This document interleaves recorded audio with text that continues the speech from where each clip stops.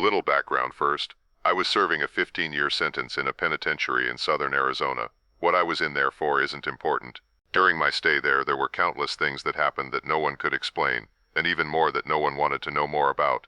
It all started with a prison legend. Supposedly, years ago, something awful and unexplainable happened in the prison. Every morning we'd be woken up and expected to stand near the front of our cells while guards visually confirmed we were present and accounted for. Apparently, about a year before I got sent there, the most brutal and unexplainable thing happened during one of these routines. A man who had a cell to himself looked very off during this check. When a guard pulled over another guard to help him check it out, they found it wasn't actually the prisoner they were expecting at all. It was a totally different man. This man was wearing the skin of the other man over him, loosely fitting, draped over him, apparently looked like a real monster. The scariest things were, though, was the guy wearing the skin was not an inmate. They had no idea how he even got into prison, let alone a cell. What's worse is that they couldn't even figure out who the hell he was. He wasn't documented anywhere. And what's worse than that, they never even found the body of the man of the skin he was wearing. Pretty grisly stuff, I know, and I realize that's not the go-to definition of a skinwalker, but that's what the prison called him. The skinwalker. Didn't help that the guy never talked, apparently. Anyway, that's what started the whole skinwalker superstition around the yard.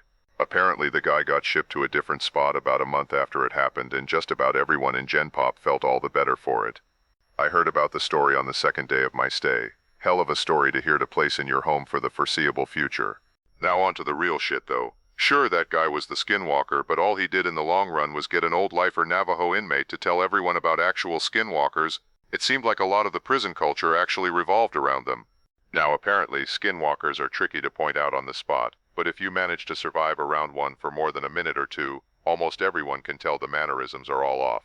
They can mimic human speech but not replicate it. They twitch manically. They have an unnatural gait while walking, but apparently they got better with experience. The old Navajo guy, his name was Carl, said that he was sure there was an actual one among the prisoners, slowly picking us off over the years. He called it the Grandmaster. Skinwalker at one point. Apparently thought it had human mannerisms down so well that you might not even be able to tell if it was your cellmate for a day or two. It had to be good, he posited one night. He would expect a skinwalker to jump at any opportunity for a kill. But this one realized it had a revolving door of people to kill coming to it, and masterfully bided its time. A lot of guys found humor in it. A lot more were really on edge about it. Every once in a while in prison, people snap. Sometimes you'll find your cellmate swinging in front of your bunk, strung up around the neck by his pant leg. Sometimes you just can't take it anymore. But in our yard, people tended to snap in a very special way. It wouldn't be an outburst at dinner or a silent suicide in the night. Guys would just stop talking, hunch over and shuffle around. Any friendships they had would be mostly out the window. They would turn into a loner during rec time. They would let their hair hang in front of their face. No one liked to talk about it. Like if they did, it would happen to them next. I felt the same way. I didn't know if it was a skinwalker or just people going crazy. But I didn't want to find out. It wasn't clockwork or anything, but every time someone snapped in this way, it wasn't more than a couple weeks before they were shipped off or transferred to God knows where without anyone else knowing beforehand. Then there was the nighttime occurrences. Short, loud bursts of sound echoed through my cell block during all hours of the night on a regular basis. It sounded like a mix between a pig's dying squeals and nails on a chalkboard. Just another thing no one liked to talk about.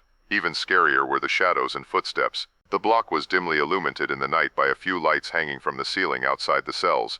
I myself saw shadows flit across my walls on a regular occasion, when there were definitely no guards near my cell. One time near the end of my sentence I woke up, looked at my back wall and found a perfect silhouette of a person standing there, but when I looked, my bunkmate was asleep and no one was outside my cell. And the footsteps. Everyone hated the fucking footsteps. They were the scariest part. In the night sometimes, more rarely than the shadows, you would hear ungodly fast footsteps. They sounded like wet feet slapping on tile floor. Whatever caused them would fly from one end of the block to the other in a dead sprint. Whatever it was inhumanely fast. If you happened to be awake before it started, by the time you heard the footsteps on one side of your cell and whipped your head around to see the thing run by, it sounded like it was 3 cells past you. Everyone hated the footsteps. I agreed. I thought they were the worst. I was released from that place about a month ago and I have more stories than I can count. I swear it was nearly my turn. About a week before I was discharged, my cellmate and a good friend of mine snapped, in the same kind of way. I didn't sleep for an entire week. Well, I did sleep, of course, but never for more than a few minutes at a time. Never turned my back on the guy. The scariest thing? I woke up one night to him somehow snaking his body through the bars of our cell. For reference, I couldn't get anything past my shoulder through them. The worst part, though, he was coming back into our cell. On the day of my release, I didn't say a word to him. Just left. He seemed fine with it, so was I. I had made it through 15 years of prison fights, gang disputes, and for all I know, skinwalker abductions. I left through the front gates, a free man. As I walked along the fence for the rec yard, I spotted my cellmate standing off on his own, like he had for the last week or so. I shook my head, not even really sure if it was him anymore. I took one last look over the yard, this time from the other side of the fence. I wish I hadn't. There, standing off on his own on the other side of the yard, was Carl, slouched over, eyeing the other inmates and twitching manically.